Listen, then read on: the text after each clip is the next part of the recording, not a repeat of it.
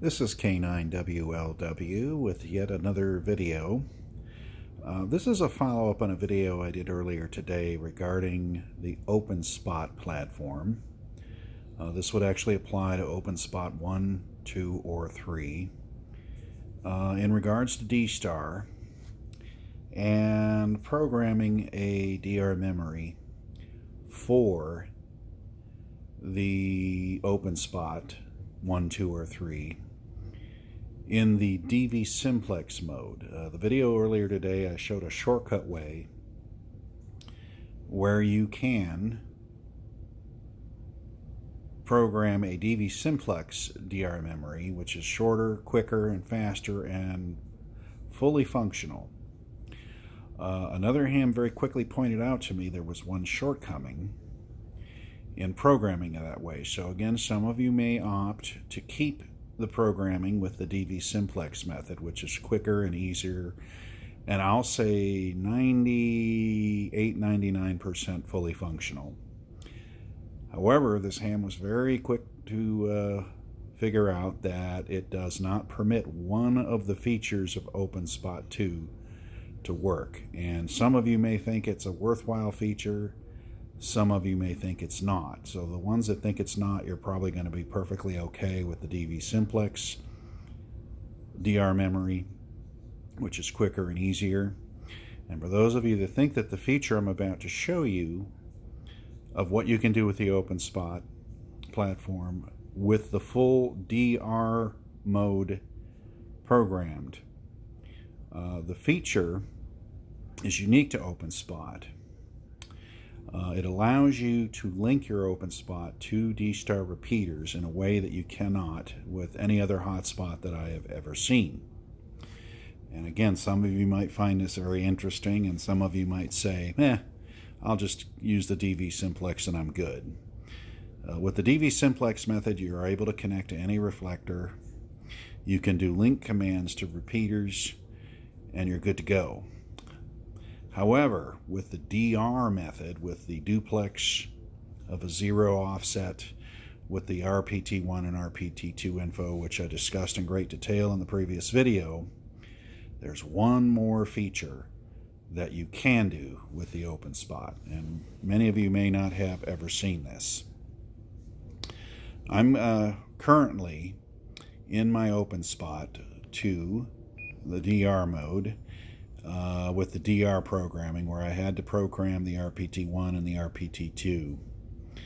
If you want to know how to program your Openspot in this method, I have an earlier video that's labeled adding your hotspot into the DR memory on your ID51.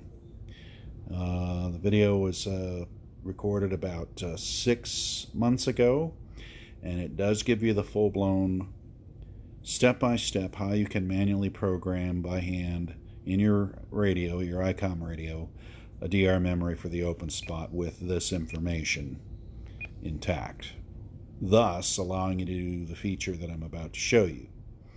However, the video earlier today, I also added a Openspot DR memory in DV simplex mode, which does not have R1 and R2. Again, it is 98 to 99% fully functional in this method and will work for most users. However, there is the one feature that does not work. And I will show you the one feature very quickly that does not work. In the To Select menu, which you can get to by highlighting the To field with the up rocker, you hit the Enter key. One of the features is called Gateway CQ. Okay? With the DV simplex method, I'm trying to enter the Gateway CQ, and all it does is beep. It won't let me in, and you're like, okay, what is Gateway CQ? Well, I will show you what it does with Openspot, and I'll also explain what it was originally intended for. And you can decide whether or not it's a feature you really feel is not worth having, or if you might want it. So now I'll go back to the DR memory with the RPT1 and RPT2 info as I had originally programmed. and I will show you how now I can go into the gateway CQ. There, it let me in. This is an unusual or unique feature of the Openspot 2 when you get into the gateway CQ. What it does is it opens up all those stored repeaters that you had already loaded in the radio, or maybe you added them to your radio. Okay, and I will give you a couple of examples of how it's programmed and how it works. Okay, I'm going to find a repeater in USA Northeast. I'll go to Columbus, Ohio, since it just came up. And it's the W8DIG C module, or 2-meter repeater.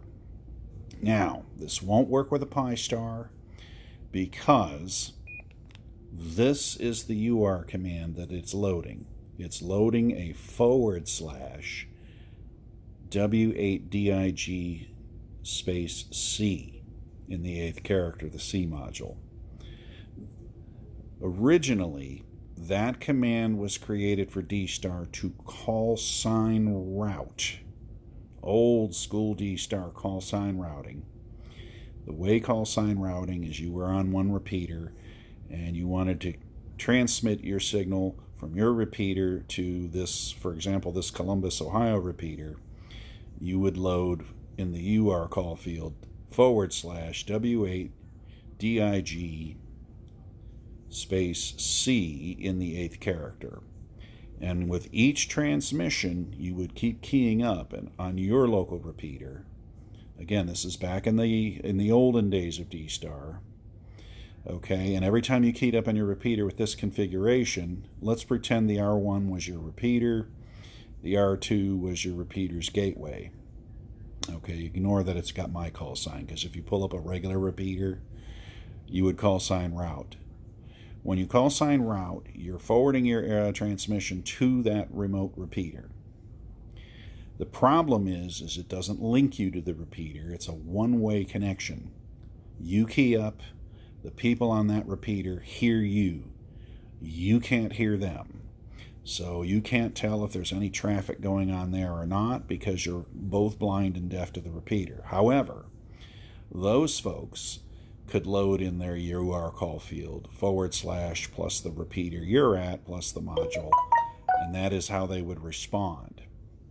That was how we used to talk repeater to repeater in DStar. Or I should say this is before my time at DStar, so I won't say we. The original DStar pioneers, how's that? Used to communicate repeater to repeater. You call sign route to their repeater, they'd have to respond by call sign routing back to your repeater, and it literally created 2 one-way channels. They couldn't hear what was on your repeater, you couldn't hear what was there on their repeater, and anyone who wanted to be heard on your end had to put your call sign with a / followed by the repeater, followed by the module. The / was a repeater call sign routing feature. Okay, we don't do much of that anymore because we've got repeater linking, which came about in later years. And for good reason. It's kind of difficult to crash into a repeater where you can't hear anyone on it. There could be a QSO going on, or a net, or who knows, and you could be barging in and you won't be able to tell.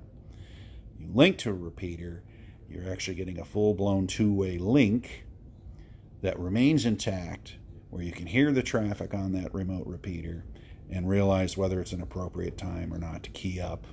And you can hold QSOs with anybody on that repeater that has CQ use reflector in their UR. So you can kind of see, if you think, why that would be a better method in more recent years, the repeater linking method. Well, Openspot, in their infinite wisdom, decided in their programming to treat this call sign routing command not as a call sign routing. In other words, call sign routing does not work on the Openspot platform. What Openspot decided to do is to take that programming command and treat it as if it was a link command to the remote repeater. So you'll see that I have /W8DIG space C as the command. By pressing the CS button, you can see that. And I'm going to key up real quick to see how the hotspot reacts.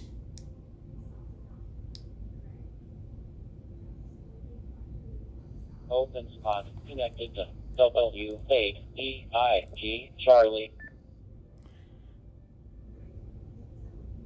It shows that it has connected me to that repeater. It has treated that call sign routing command as a link command. So now I'm completely two-way linked from my hotspot to that remote repeater. So if I wish to QSO, I just go to Reflector, use Reflector, and now I'm able to QSO on that repeater. Now, you might say, how do I know I'm connected to it? Well, you can simply go to Reflector, Repeater Information, a quick kerchunk. Openspot connected to W8EIG Charlie. Okay, I think that's more than enough evidence to show that I'm connected to the repeater. Well, now that you know that the call sign routing command works as a link command only on the Openspot platform. Again, this won't work on a DStar repeater if that's what you're transmitting into, and it will not work on a DStar hotspot. This is strictly for Openspot 1, Openspot 2, and Openspot 3. Well, with the Gateway CQ option, you can now search for other repeaters from the directory of repeaters that are already stored in the radio. So let's say I want to go to NT4MC in Jackson, Tennessee. USA Southeast, go to Tennessee, there's Jackson, load it up. There's the command /NT4MC space C. Again, the call sign routing command. That's how the Gateway CQ loads the to field, or the UR call field. Let's try this one. Openspot connected to NT4MC Charlie. There you have it. It is a two-way link to the repeater. If I wish to QSO, just go to Reflector, use Reflector, and you're QSOing or monitoring that repeater. So, in essence, you can take the entire directory of DStar repeaters that are in the DR memories, and you can actually load them into the to field very easily if you have an Openspot as a call sign routing, and actually just do a link to those repeaters. Some of you might think that that's a very cool feature. Some of you think maybe not. It's just an option, and it is unique to the Openspot platform. Again, it won't work with DStar. DStar utilizes the old school call sign routing. So if you want to link to repeaters with DStar, you have to do the other method that I demonstrated in prior videos, where I've stored the actual link commands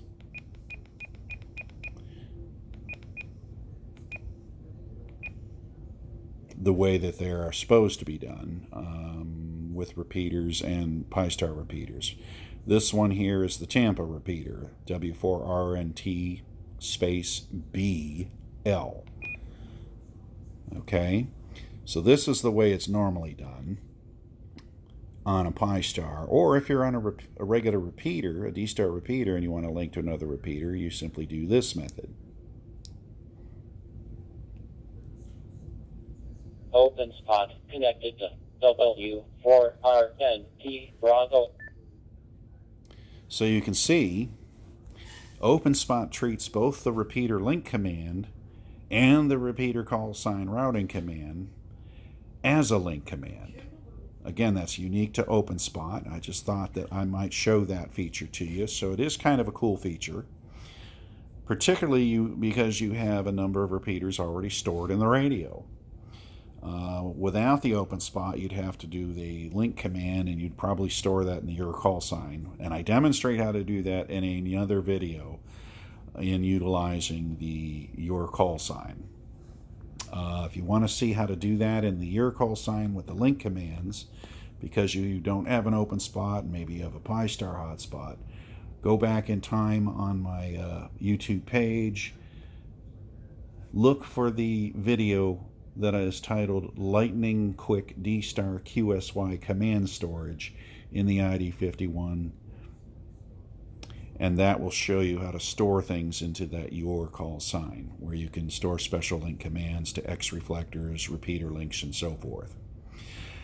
Anyway, I hope that clears the air on the controversy between the DV simplex method of programming a DR memory for the Openspot and the DV repeater method. I'm probably going to have to say I'm much more of a fan of the DV repeater method, because it gives me that one added feature. It's about the only thing that it won't do in the DV simplex, but it's a kind of fun one. And if you like to link to remote repeaters, it's a kind of a quick way to do it, and it's kind of nice. Anyway, if you have any comments, please feel free to comment below or send me an email at cq2meters@yahoo.com. 73s from K9WLW.